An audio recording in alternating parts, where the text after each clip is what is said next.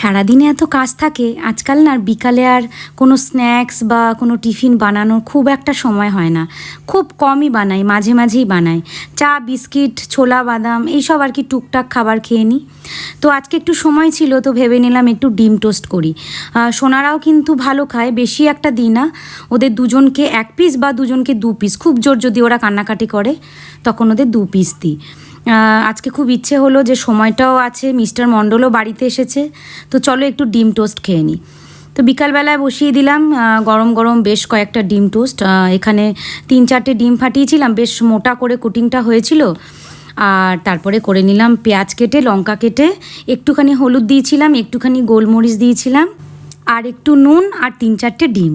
ব্যাস এটা ফেটিয়ে নিয়ে ভালো করে পাউরুটির সঙ্গে, এখানে ব্রাউন ব্রেড নিয়েছিলাম। যদিও সাদা ব্রেড দিয়ে ডিম টোস্টটা খেতে বেশি ভালো লাগে, কিন্তু আমার ঘরে ব্রাউন ব্রেডই ছিল, তো আমি ব্রাউন ব্রেডেই ডিম টোস্ট খেয়েছি সেদিনকে। খারাপ লাগেনি কিন্তু, জানো তো, ভালোই লেগেছিল।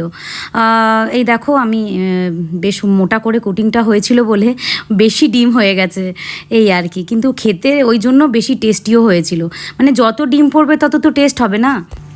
তারপরে একটুখানি পাশে পেঁয়াজ কুচিয়ে নিয়েছিলাম, আর একটুখানি টমেটো কেচাপ দিয়ে নিয়েছিলাম, ওটা লাগিয়ে লাগিয়ে ডিম টোস্ট খেলাম। বেশ ভাল লাগে কিন্তু, তোমরা নিশ্চয়ই খাও কেচাপ আর পেঁয়াজ দিয়ে এরকমই। আর সোনাদের জন্য এই দেখো 2টো বাটি নিয়ে নিয়েছি। ওদেরকে প্রথমে 4 ভাগের 1 ভাগ করে দিচ্ছি, তারপরে ওদের আর 1 ভাগ করে দেবো। মানে কান্নাকাটি আমি জানি করবে, তারপরে দেবো। একবারে দিলে ওরা না একসঙ্গে অনেকটা মুখে পুড়ে দেয়, আর ওভাবে না চিবিয়ে খাওয়াটাও ঠিক নয়, ওই জন্য ওদের অল্প অল্প করে দেবো। এ দেখো, মাকেও দিয়ে দিচ্ছি, আমিও নিয়ে নিয়েছি, ওইদিকে মিস্টার মণ্ডলকেও দিয়ে দিয়েছি। খেতে কিন্তু সত্যি বলছি খুবই সিম্পল হয়েছিল, কিন্তু খুবই টেস্ট হয়েছিল। তোমরা কে কে বাড়িতে এরকম মাঝে মাঝে ডিম টোস্ট বানিয়ে খাও, কমেন্ট করে জানাতে ভুলো না।